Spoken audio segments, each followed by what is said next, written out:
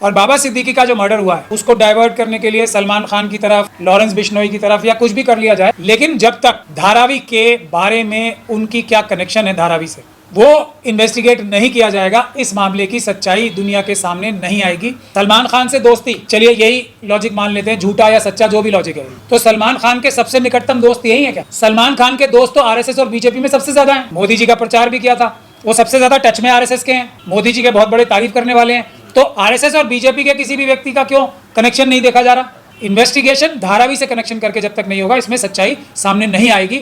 लेकिन वो इन्वेस्टिगेशन कभी हो नहीं सकती क्योंकि धारावी किसको दिया गया प्रोजेक्ट, वो पूरी दुनिया जानती है, अडानी जी को। ये बात का कनेक्शन माना जाता है कि जैसे इलाहाबाद के अतीक थे, एक तरह का वर्चस्व था, ये बात सच है ना, पूरी दुनिया जानती है। मुख्तार अंसारी साहब के बारे में भी कही जाती है, उनका भी जमीनों पे वर्चस्व था। शहाबुद्दीन साहब का भी जमीनों पे एक उनका मजबूत व्यक्ति थे और उनका दबदबा था अपने क्षेत्र में और खासतौर पे जमीन। अब उसी सीक्वेंस में आपने बताया बाबा सिद्दीकी का भी जमीनों पे दबदबा माना जाता है, खासतौर पे धारावी में उनका दबदबा माना जाता था जब तक वो जिंदा थे। जो राजनीतिक आका हैं वो अपने किस्म के दबदबा रखने वाले, माफिया कह लो उन्हें या जो भी कह लो, वो अपने दबदबा रखने वाले व्यक्तियों को प्रमोट कर रहे हैं। उसमें सीधा सीधा मकसद ये होता है कि कौन ऐसा व्यक्ति है जो इतना मजबूत है कि अगर वो जिंदा भी रहेगा तो जमीनों पे उस प्रकार का खेल कोई दूसरा दबदबा रखने वाला व्यक्ति या माफिया कुछ कर नहीं पाएगा। मुस्लिम लीडरशिप को खत्म करने के विभिन्न तरीके हैं, ये लाइन कहना पूरी तरीके से उचित नहीं हो। हाँ, अगर मैं ये कहूं मुस्लिम लीडरशिप को भी खत्म करने का सुनियोजित साजिश आरएसएस और बीजेपी के लोग कर रहे हैं तो वो एक सही स्टेटमेंट होगी। ताकि कांग्रेस प्रेसिडेंट ने माना है कि आरएसएस और बीजेपी आतंकवादी संगठन है। मैं ये बात कब से कह रहा हूँ, आरएसएस और बीजेपी के साथ आप चले भी जाओ, उनके नतमस्तक हो जाओ, उनके चरणों में बैठ जाओ, अगर उन्हें जरूरत पड़ेगी तो वो आपका गला काटने से एक क्षण के लिए भी हिचकिचाएंगे नहीं। मतलब बांद्रा जैसे पब्लिक प्लेस में भी किसी को हम इस तरीके से गोली मरवा सकते हैं। यही काम तो अतीक के साथ किया था। बिना इस प्रकार के हत्याकांड, बिना सरकार के अंदर जो काम कर रहे होते हैं भ्रष्ट पुलिस के अधिकारी और उनके राजनीतिक आका, इस प्रकार के जो हत्याएं होती हैं वो इनकी मर्जी के बगैर हो ही नहीं सकती। बुनियादी बात यह है। और बाबा सिद्दीकी का जो मर्डर हुआ है उसको डाइवर्ट करने के लिए सलमान खान की तरफ, लॉरेंस बिश्नोई की तरफ या कुछ भी कर लिया जाए, लेकिन जब तक धारावी के बारे में उनकी क्या कनेक्शन है धारावी से वो इन्वेस्टिगेट नहीं किया जाएगा, इस मामले की सच्चाई दुनिया के सामने नहीं आएगी। ये मेरा विश्लेषण है जिस पे इन्वेस्टिगेशन होनी चाहिए। मैं महाराष्ट्र के सभी जितने भी अपोजिशन पार्टी के पॉलिटिकल लीडर्स हैं और जितने भी सोशल वर्कर हैं, मैं उनसे नम्र निवेदन करता हूं कि बाबा सिद्दीकी के मर्डर को सीधे सीधे धारावी का जो प्रोजेक्ट है उससे जोड़ के देखना चाहिए, उसके कनेक्शन निकालने चाहिए, तभी सच्चाई सामने आ पाएगी। पर पुलिस के जो स्टेटमेंट आया है, जिन लोगों को पकड़ा है उन्होंने, उसके कनेक्शन वो बता रहे हैं कि बिश्नोई गैंग से है। आप कह रहे हैं कि ये सब भटकाने वाली बातें हैं। बिल्कुल भटकाने वाली बातें हैं, बिल्कुल इसमें नहीं आना चाहिए। किसी की किसी से दोस्ती या मतलब कोई इतना बड़ा मर्डर करने के लिए कोई बहुत बड़ा रीज़न भी चाहिए होता है ना, कोई है रीज़न? सलमान खान से दोस्ती, चलिए यही लॉजिक मान लेते हैं, झूठा या सच्चा जो भी लॉजिक है, तो सलमान खान के सबसे निकटतम दोस्त यही है क्या? सलमान खान के दोस्त तो आरएसएस और बीजेपी में सबसे ज़्यादा हैं कि नहीं है? मोदी जी का प्रचार भी किया था, वो सबसे ज़्यादा टच में आरएसएस के हैं, मोदी जी के बहुत बड़े तारीफ करने वाले हैं। तो आरएसएस और बीजेपी के किसी भी व्यक्ति का क्यों कनेक्शन नहीं देखा जा रहा? पतंग भी उड़ाई थी, सब काम किए उन्होंने। तो आरएसएस और बीजेपी के बहुत सारे बड़े बड़े नेता सलमान खान के बहुत अच्छे, बाबा सिद्दीकी से भी ज़्यादा क्लोज मित्र हैं जो कि पूरे देश में आराम से घूम रहे हैं। तो ये सिर्फ भटकाने का काम है। इसको इन्वेस्टिगेशन धारावी से कनेक्शन करके जब तक नहीं होगा इसमें सच्चाई सामने नहीं आएगी। लेकिन वो इन्वेस्टिगेशन कभी हो नहीं सकती क्योंकि धारावी किसको दिया गया प्रोजेक्ट, वो पूरी दुनिया जानती है, अडानी जी को। जैसे ही अडानी जी का कोई भी दूर से दूर तक भी लक्षण कोई नज़र आता है तो तुरंत से पहले मोदी जी, योगी जी, अमित शाह जी, मोहन भागवत जी, ख़ास तौर पे गुजरात के जो हमारे अमित शाह जी और मोदी जी हैं, वो एकदम पूरी ताकत लगा के आ जाते हैं उस मामले को ऊपर पर्दा डालने के लिए, चाहे वो हज़ारों किलो ड्रग्स की प्राप्ति हुई हो, इनके जो नया नया जो इन्होंने वो लिया है, पोर्ट लिया है, या कोई दूसरा कारनामा हो। अभी चाइना की एक कंपनी है वीवो फ़ोन की, उसने 70,000 करोड़ का चूना लगाया है भारत को टैक्स चुरा के, उसका ईडी ने अभी चार्जशीट फाइल की है। इन सब के तार जुड़े हुए कहाँ नज़र आएंगे? हर एक तार अडानी जी से क्यों जुड़ा नज़र आता है, ये भी सोचने की बात है।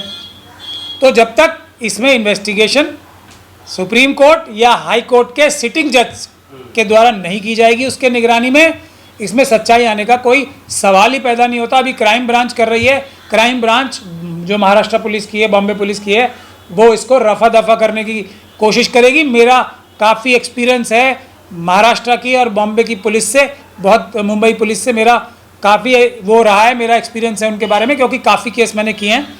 वो पूरी तरीके से पूरी ताकत लगा के अपने राजनीतिक आकाओं की मंशाएं पूरी करने के लिए ही इन्वेस्टिगेशन करते हैं, ऐसा मेरा उनके ऊपर आरोप है। और जो अभी दुनिया देख भी लेगी वो सच भी निकलेगा।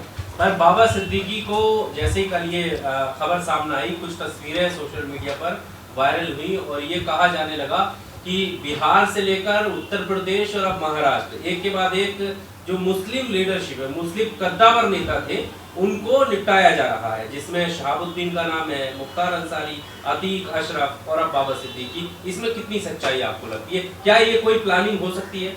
नहीं, ये भी तस्वीर का एक रुख है, लेकिन ये एक छोटा रुख है। मैं आपको बड़ा रुख, पूरी तस्वीर पिक्चर बता रहा हूँ। इसमें ये बात का कनेक्शन माना जाता है कि जैसे इलाहाबाद के अतीक थे, उनका ज़मीनों पे एक तरह का वर्चस्व था। ये बात सच है ना, पूरी दुनिया जानती है।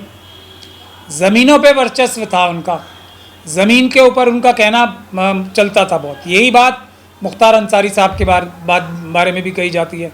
उनका भी ज़मीनों पे वर्चस्व था और उनके परिवार का भी है। तो उसके अलावा अब आप आगे चलो, किसका आपने तीसरा, शहाबुद्दीन साहब का भी ज़मीनों पे एक उनका मजबूत व्यक्ति थे और उनका दबदबा था अपने क्षेत्र में, और ख़ास तौर पे माफिया थे वो। दबदबा, माफिया का दबदबा भी होता है। मैं उस कंट्रोवर्सी में नहीं जा रहा, मैं आपको ये बता रहा हूँ कि दबदबा था, माफियाओं का दबदबा होता है। अब मैं आपकी बात मान के ही चलता हूँ, चलिए माफिया ही थे वो, ये तीनों भी माफिया थे।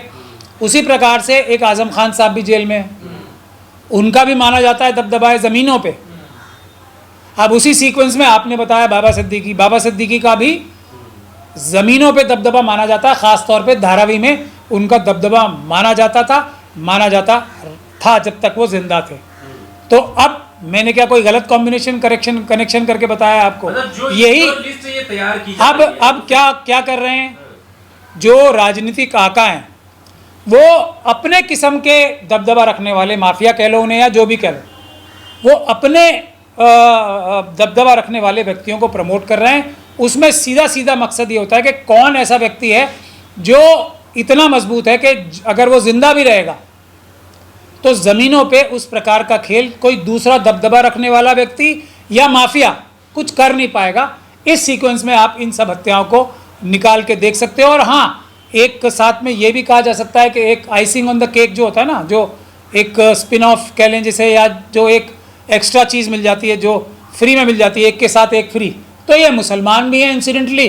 तो आरएसएस और बीजेपी को देश को तोड़ने का भी नैरेटिव एक बन जाता है, और मुस्लिम कम्युनिटी के अंदर जो एक डर और भय व्याप्त करना चाहते हैं आरएसएस और बीजेपी के लोग, वो भी एक उसका स्पिन ऑफ या एक के साथ एक फ्री, ये भी काम हो जाए। क्या आप मानते हैं मुस्लिम लीडरशिप के ऊपर आघात हो रहा है या सुनियोजित तरीके से वो मुस्लिम लीडरशिप को खत्म करने का काम किया जा रहा है?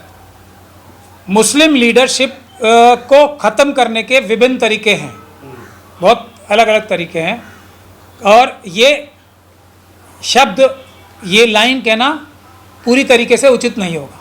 हाँ, अगर मैं ये कहूँ मुस्लिम लीडरशिप को भी ख़त्म करने का सुनियोजित साजिश आरएसएस और बीजेपी के लोग कर रहे हैं, तो वो एक सही स्टेटमेंट होगी। भी से मेरा मुराद क्या है? शेड्यूल कास्ट कम्युनिटी की भी लीडरशिप ख़त्म करने के लिए पूरी ताकत लगाई जा रही है, शेड्यूल ट्राइब की भी, और जो हमारे दूसरे पिछड़े वर्ग हैं, ओबीसी सिख, क्रिश्चियन, बौद्ध, उनकी भी लीडरशिप ख़त्म करने के लिए, अच्छी लीडरशिप ख़त्म करने के लिए विभिन्न प्रकार के तरीके इख्तियार किए जा रहे हैं, जिनमें से एक ये तरीका डायरेक्ट तरीका है जिसके के ऐसे जो लोग अच्छे हों या बुरे हों, जिनकी थोड़ा भी दबदबा है या उनका वर्चस्व है किसी भी फील्ड में, उनको मार दिया जाए। इसी प्रकार से बहुत सारे दूसरे कम्युनिटी के साथ भी हो रहा है। मुस्लिम कम्युनिटी का ही देखा जाए तो हमारे जितने भी टॉप के मजहबी रहनुमा हैं, उनको मारने की जगह उनको हाईजैक करने का काम भी किया है, उनको खरीदने का काम भी किया है, कई लोगों को जेल में भिजवाने का भी काम किया है। यही सच्चाई शेड्यूल कास्ट, शेड्यूल ट्राइब के साथ ख़ास तौर पे हो रही है। यही सच्चाई सिख लीडरशिप के साथ, क्रिश्चियन लीडरशिप के साथ भी ख़ास तौर पे की जा रही है। इसमें कोई शक और शुबे की गुंजाइश है नहीं। पर इसमें जिस तरह से देखा जा रहा है इस पूरे मामले को, तो ये सवाल उठता है कि बाकी जो और लीडर थे और नेता थे वो वजूद में नहीं थे, सरकार में नहीं थे, सत्ता में नहीं थे, लेकिन ये खुद सत्ता में थे, इनके बेटे उस सरकार के हिस्सा है, मंत्री, खुद पूर्व मंत्री रहे हैं। तो ऐसे कद्दावर नेता भी अपनी हिफाजत नहीं कर पा रहे और खुद की सरकार होते जाते। देखिए, अतीक साहब से शुरू करते हैं। उनके कनेक्शन, उनको एक पार्टी ज़बरदस्ती जाके ज्वाइन कराई गई थी उनके बेटे को। कहाँ से? अमित शाह साहब का नाम आता है उसमें। मुख्तार अंसारी साहब के जो सुपुत्र हैं वो क्या एनडीए के अलायंस में नहीं है? उसके आगे आज़म खान साहब पे भी ये इल्ज़ाम लगते रहे कि वो डायरेक्टली इनडायरेक्टली अपने तल्ख शब्दों से आरएसएस और बीजेपी की मदद करते रहे। उसी प्रकार से बाबा सिद्दीकी साहब तो चले ही गए, एनडीए गठबंधन में चले गए। इससे कोई बचाव नहीं होता है, इससे बचाव नहीं होता है। आरएसएस और बीजेपी ऐसे संगठन हैं, और खड़गे साहब को बड़े दिनों बाद मेरी बात की सच्चाई पता लगी, उन्होंने भी उसे टेररिस्ट ऑर्गेनाइजेशन कह ही दिया। मैं कब से कह रहा हूँ, जैसे मैं कब से महमूद मदनी साहब को आरएसएस का एजेंट बता रहा हूँ, 5 साल से ज़्यादा। अब जाके पूरी दुनिया ने माना है, जब उनकी कारनामे बिल्कुल साफ हो गए। उसी प्रकार से अब जाके कांग्रेस प्रेसिडेंट ने माना है कि आरएसएस और बीजेपी आतंकवादी संगठन हैं। मैं ये बात कब से कह रहा हूँ, तो मेरी बातों पे यकीन। उसी तरीके से चुनाव की मशीनों की बात मैं कब से कह रहा हूँ, अब जाके सभी लोग मान रहे हैं। तो मेरी बातों पे आप लोगों को ध्यान देना चाहिए। आरएसएस और बीजेपी के साथ आप चले भी जाओ, उनके साथ हाथ भी मिला लो, उनके नतमस्तक हो जाओ, उनके चरणों में बैठ जाओ, अगर उन्हें ज़रूरत पड़ेगी तो वो आपका गला काटने से एक क्षण के लिए भी हिचकिचाएंगे नहीं।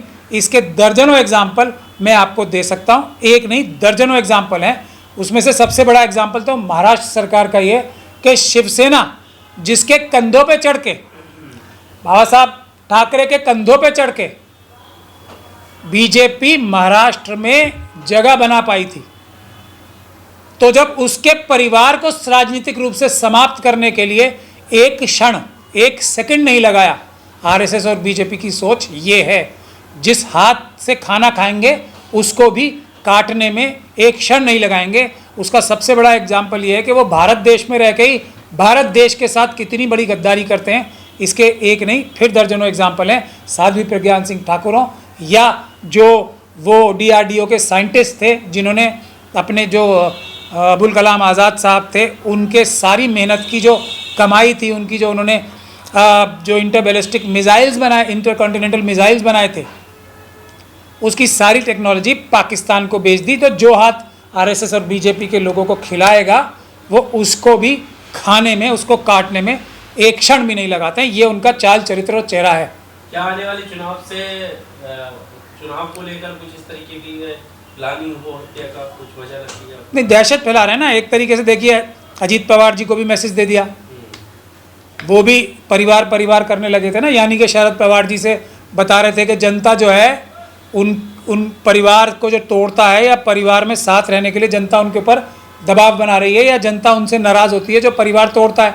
इसका मतलब क्या है? अजीत पवार साहब ने इशारा दिया कि वो शरद पवार जी के प्रति उनकी जो दिल की भावनाएं हैं वो चेंज नहीं हुई, और जनता उनसे नाराज़ है कि शरद पवार साहब को उन्होंने एक प्रकार से धोखा दिया, तो वो भी अपना कोर्स करेक्शन जो करना चाहते थे, ये एक मैसेज उन्हें भी ज़बरदस्त मैसेज दिया है कि उनका भी नंबर आ सकता है। जो भी देखिए बुनियादी मैसेज आतंकवादियों का, टेररिस्ट खरगे साहब को मैं सलाम करता हूँ, उन्होंने ये बात मजबूती से कही और ये सही बात है। इसको साबित करने के लिए अब उन्हें पीछे नहीं जाना चाहिए, सबूत इसके दर्जनों सबूत मिल जाएंगे कि आतंकवादी जो होते हैं ना, वो आतंक पैदा करते हैं, उनके विरोध करने वालों में डर दहशत पैदा करते हैं और वो साइकोलॉजिकल भी ज़्यादा होती है, फिजिकल भी होती है, साइकोलॉजिकल भी होती है।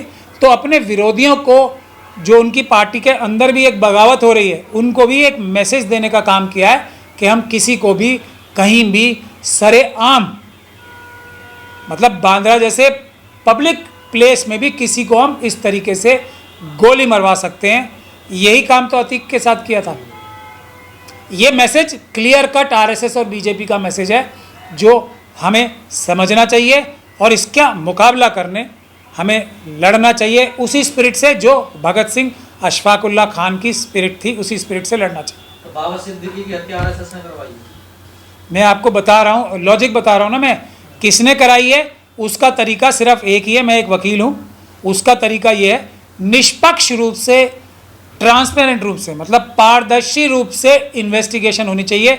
मेरा जो ये आक्षेप है, जो आरोप है, ये मेरा ख्याल ऐसा है एकदम सटीक उतरेगा अगर इसमें निष्पक्ष चुनाव, इस पर निष्पक्ष इन्वेस्टिगेशन होगी, सुप्रीम कोर्ट या हाई कोर्ट की जज की निगरानी में। जैसा आपने कहा धार्मिक का यहाँ पूरा मामला हो सकता, तो उसकी बात क्यों नहीं कह रही है पुलिस, या ये फिर जमीन का पूरा मामला उस मामले में, तो बिश्नोई पे क्यों खींच ले जाया जा रहा? भाई किसी को तो स्केपगोट बनाना है। हाँ। और बिश्नोई एक गैंगस्टर हैं, उनको भी अपना नाम बड़ा करने में फ़ायदा हो रहा है। उनका क्या नुकसान हो रहा है? और वो कहाँ है? तो जेल में, गुजरात की जेल में है ना। तो वो कैसे अपनी गैंग की एक्टिविटीज़ चला पा रहे हैं, इस पे भी इन्वेस्टिगेशन करनी चाहिए। अब तो भारत सरकार ने एनआईए को ये जिम्मेदारी दे दी है, तो मुझे नहीं समझ में आता कि कुछ भी नहीं कर सकते। कम से कम मोबाइल के ज़रिए जो वो कनेक्शन अपने रखते हैं बाहर की दुनिया से, उसी को ख़त्म कराया जा सकता है। आसान टारगेट हो गया क्या? नेता ही नहीं, बताइए, नेता ही नहीं की सुरक्षा हो रही है। सबसे आसान टारगेट शेड्यूल का शेड्यूल ट्राइब है, उसके बाद मुस्लिम, सिख, क्रिश्चियन, बौद्ध का नंबर आता है। ये एक ज़मीनी सच्चाई है। आप आंकड़े निकाल के देख लो, किसी भी प्रकार के आंकड़े निकाल के देख लो, ये एक सच्चाई है।